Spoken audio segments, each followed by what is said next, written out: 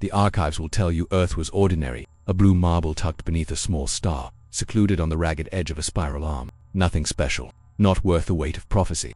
To the old empires, Earth was a page that could be skipped. But history does not ask permission. It arrives breathless, ash-streaked, carrying names like torches. It burns through certainties, and when it reached Earth it found a species that would learn to breathe smoke and call it air. This is the story of how humanity rose, out of fire, through grief, against nightmares, and made a bridge no empire could imagine. The sirens began at noon, but the sky had turned the color of a bruise by morning. Mara had 3 tourniquets left and a radio that would not shut up. People were running not because they knew where safety was, but because running felt like the only choice left. She learned the names of alien shapes by how they killed. The crescent craft cut streets like someone erasing lines. The stuttering ones sang a note that made windows turn to powder and lungs forget oxygen. The tall ones landed on needle legs and shook their carapaces like bells, scattering drones that bit anything warm. Mara's ambulance died 6 blocks from the river. She dragged the stretcher by hand, her boots slipping on glass ground to sugar. She had a boy on the bed who kept saying "my dog" in a voice to calm. She had a woman with a mouthful of blood who insisted she was fine. She had an elderly man who kept apologizing that he was in the way, as if the end of the world required courtesy. The radio crackled detonations authorized, high altitude, flash warning, do not look. People looked. People always look. The sky turned white and then the bones of the city showed through the skin of it. Heat arrived late, stumbling like a drunk. Mara threw herself over the boy. The stretcher bucked. Somewhere, the river boiled and then remembered itself. When the light eased, the crescent craft were blind. Their perfect lines became stutters. Humanity had punched itself in the eyes to keep a monster from seeing. Mara checked pulses. The boy lived. The woman with blood in her mouth died without telling anyone her name. The elderly man squeezed Mara's hand once, then let go like a gentleman leaving a dance floor. She did not cry. She had no water left for that. She pulled the stretcher onward, toward a bridge already jammed with people. Above, the sky peeled like a sticker. Beneath, the river ran brown with ash. Humans moved anyway. They always did. In the council chambers, we watched a prey world on fire and waited for the kneeling. Kneeling always comes. It is the end of prey arithmetic. Even predators kneel. Sometimes they just pretend they are stretching. Earthen feeds bled through interference. We saw mushroom clouds blooming like false forests. We gasped at the barbarity of self-wounding. Then we gasped again when we understood the tactic. Their detonations blinded our vassal fleets. Fried sensors, shattered targeting nets.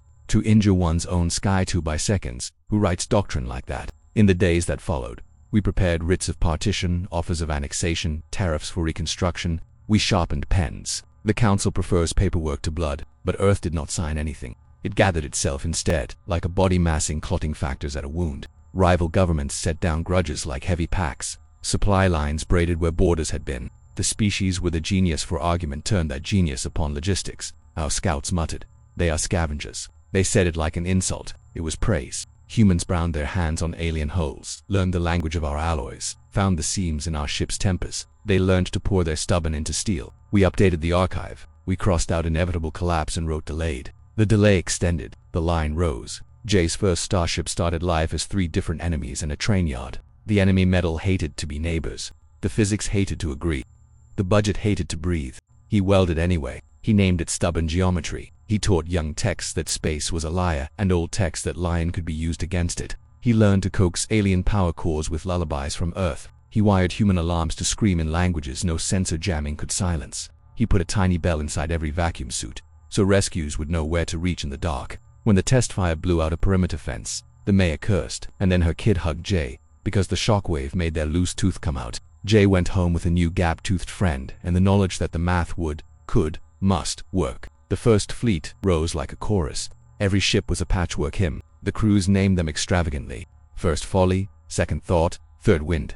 They painted teeth on noses and flowers on hull plates. They kissed their palms and pressed them to bulkheads like a blessing. They launched at dawn because dawn is for beginnings, even if the sun could not see them leave. The fleets fought like people learning a dance during a fire alarm. The step was 2 forward, 1 back, then duck. We lost third wind to a trick of gravity and a misunderstanding of alien humor. A mine that told jokes as it detonated. We gained a station called Gauge Point that had been a prison and very quickly became a hospital. I learned to sleep sitting up with a child on my lap. I learned everyone's favorite tea. Reldaro tried diplomacy and offered protections. Humans asked for water rights instead, for seed banks and fair corridors for convoy passage. They requested the right to broadcast music. We debated sanctions. They sent us sourdough starters and a treatise on power grid redundancy. On a dead rock, Reichel watched humans plant flags where our scouts had only tracked prey. They nailed shelters into basalt with joyful profanity. A human engineer told Reichel, predators are welcome if they sign the chore chart. I asked if chore chart was a weapon. She said yes. In a way, it began as an absence in the relay lattice, an entire sector where signals arrived hollow, as if they had bounced off a mouth. Ships sent to investigate returned with crews who slept with lights on and woke screaming. Some did not return at all. In the dark, something old inhaled. The archivists gave it old names: the nameless moor, the between, the unmaking. Fables, we said, embellishments. Then stations we had built with hands that knew steel began to peel apart without seams. Telescopes showed distortions like fingerprints on glass, too many of them to be fingers. We sent predators. They bowed. We sent prey. They died politely. We sent a mixed task force and watched them disassemble in silence. A human survivor broadcast 3 words through a throat like torn cloth. It whispers, laugh. The council debated for a week and a day. Humanity moved in an hour. They had a word for the thing we would only name when forced: the silent hunger. History is not a line. It is a braid. When the hunger came, we had an example to handle. An engineer who once stared down the dark at Relay K-47 and refused to kneel. We had Chan's doctrine scrawled on coffee-stained paper and uploaded to every survival school after. It read like a list of bad ideas. It worked like scripture. Noise is a tool. Laugh on open sing off-key. Curse the void for its lack of manners. Eyes can be shielded. Fractal visors. Moving patterns. Never let the mind settle where horror blooms. Fear is not removable. Carry it. Harness it. Put it on a leash and drag it where you need to go. Make bridges. Humans alone are stubborn. Humans with friends are inevitable. Name things. A monster with a name has already lost one battle. We named ships after jokes and saints. We welded strips of cloth around our arms for the ghosts of the first cities. We filled the holds with bread and gauze and ammunition and songs. We asked the Arzo to hunt our panic down corridors until it had no place to hide. We asked the Venlo to sit with the children and tell them the names of stars. We did not ask the council for permission. Reichel had always taken pride in fear as a tool. Humanity showed us a sharper blade.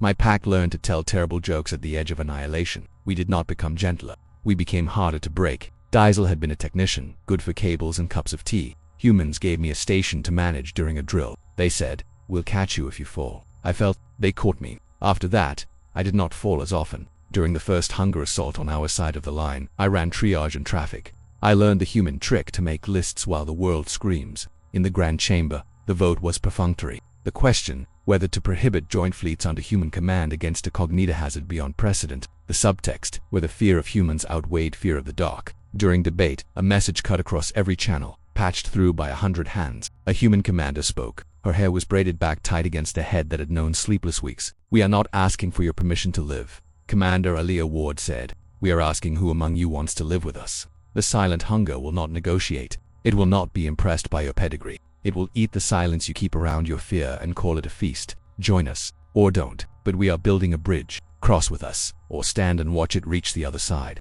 The council's legal language could not hold that much heat. The vote failed to forbid what had already begun. Ships departed before the ink on the transcripts dried. Jay, an engineer, told of how they chained our radiators to Arza hulls because theirs could weep heat like a miracle. We bolted Venlo clinics into the belly of human gunships because hurt arrives whether or not you plan for it. We made the sensor net sing nursery rhymes at random because the hunger hated patterns it did not choose. Mara turned a cargo bay into a hospital with a handful of nurses and a prayer mumbled in 3 languages. We taught the Azar to hold newborns. The first time one purred, all my hair stood up. Then I laughed, because fear and joy come from the same well when you're running on no sleep. An archivist, Rel Duro, realized he would live the rest of his life editing old entries. The treatise of 2 breaths would need a 3rd chapter. He sharpened his quill and then threw it away for a stylus. Ink could not keep up. The hunger bloomed over Ifon's reach like a bruise on a god. The stars behind it bent as if peering around a curtain. It had too many edges. It was not divisible by decency. We did not ask it to be. Human destroyers went in first, those that lived and those that would not live long. Azar heavies bared their flanks to take the initial madness, luring the whispers into teeth made of alloy and spite. Venlo corvettes slipped through lanes of noise, carrying jammers that sounded like storms over wheat fields. Humans said the noise made them calm. The hunger recoiled as if it contained edges that cut. The first wave of drones died without being counted. The second accomplished what they could and vaporized themselves where it mattered most. The third wave dropped cans of silence laced with music. The hunger tried to speak in the minds of the bridge crews. The crews learned not to listen. In their ears, thrash metal, lullabies, someone reading a recipe at high speed, a child's laugh recorded on a good day. We burned our names into the dark until the dark had to learn them. We expected loss. We prepared for it like we prepared coffee, constantly. With respect, first folly drifted with its bow bitten off. A human pilot sang rude limericks into the void until the last of his crew was clear, then aimed his broken hull into the softest-looking part of the not thing and went out swearing heroically. Tazel's Mercy, that little Venlo corvette with a name too earnest for war, slipped under a filament of nothing and fired a canister labeled laughter. It burst in a bloom of voices. Human Arzer, Venlo Kolshan saying goofy things in a dozen accents. The filament curled as if it had been insulted. A predator ship, Reichel's teeth, tried to bite a hole in a concept. When that failed, they welded human-built grapples to their rails and pulled a whole yard of the hunger bodily into a weighty bomb disguised as a cargo crate. Vryko lost 2 of his litter and came out with a strip of fabric tied around his forearm. Human mourning. He wore it like an award. We learned. We adapted.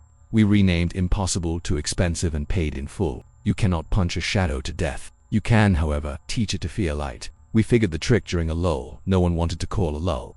Hunger hated persistence, the steady beat of something not it. We had always brought chaos. Now we brought rhythm. We synced drives to thrum on shared frequencies. We flashed our running lights in polyrhythms that could not be averaged. We fired not at where the hunger was, but at where it had to move to avoid the metronome. We spelled our defiance in Morse across a front the size of a constellation. It tried to drown us in meaninglessness. We insisted upon meaning. I keyed the fleet wide and said, we hold the count. On 3, we lock. 1, 2, and on 3, an entire coalition that had once argued about pronouns and salt content and glory made the same shape. The bridge held. Mara was beyond tired. In the realm where coffee is a myth told to children, Mara cut 2 gloves away from hands that would never warm again. I taught a Koshin to give injections without fainting. I learned the Arza word for gentle grip. It is very short, and they say it as if they are embarrassed to know it. In a quiet moment, a Vendel child handed me a drawing.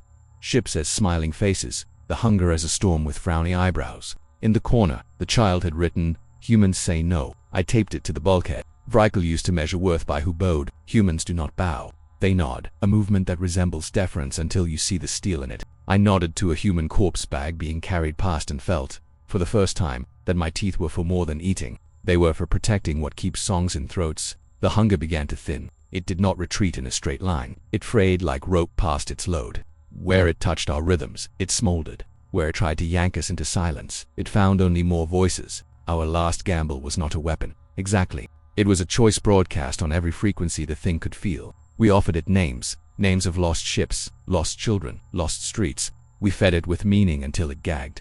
We do not know if it understood. We know it left. The dark returned to being merely dark. The stars looked shocked to see us still here. Rel Darrow rewrote the treatise. My colleagues protested and then helped. We crossed out immutable categories and wrote habits. We crossed out inevitable hierarchy and wrote negotiated bridges. We added a chapter called On Laughter as a strategic asset. We footnoted Chan. We decommissioned stubborn geometry not because she failed, but because she survived long enough to deserve retirement. We parked her in a museum that used to be a warehouse. Children climbed her ribs. We ate cake under her belly. I cried into the cake. It tasted like sugar and relief. On Tiel's station, he rang 2 bells at shift change. One for those who held the line, one for those who did not return. Then I post the chore chart. Predators sign. Prey sign. Humans laugh and sign twice.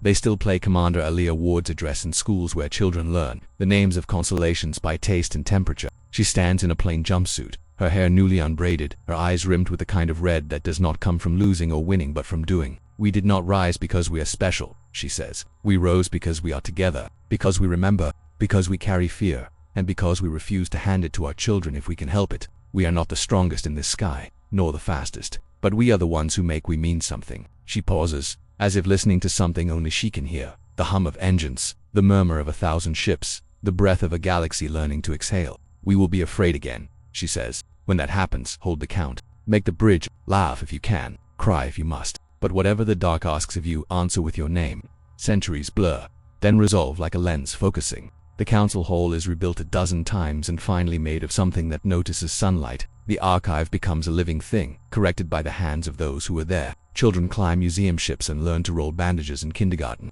Redditors teach etiquette to prey in classrooms called mutual teeth. Prey teach predators to knit. On the anniversary of the day the hunger unraveled, the sky above Earth is covered in lanterns. They rise slow as forgiveness, bobbing with messages written in cramped, hopeful hands. The lanterns thin as they rise. The stars thicken beyond them. Somewhere, a station bell rings twice, then twice again, and a technician posts a chore chart no one argues with anymore. At the edge of the arm, Another dark stirs. It may be hunger again, or something nameless. The bridge is already being extended toward it, deck planks laid by species that would not have touched once. The first to step out is a human in a suit with scuffed knees, a toolkit at their hip, a strip of cloth tied around their arm for a friend. They do not call it bravery, they call it work. History, which knows their name already, takes a breath. Humanity rises.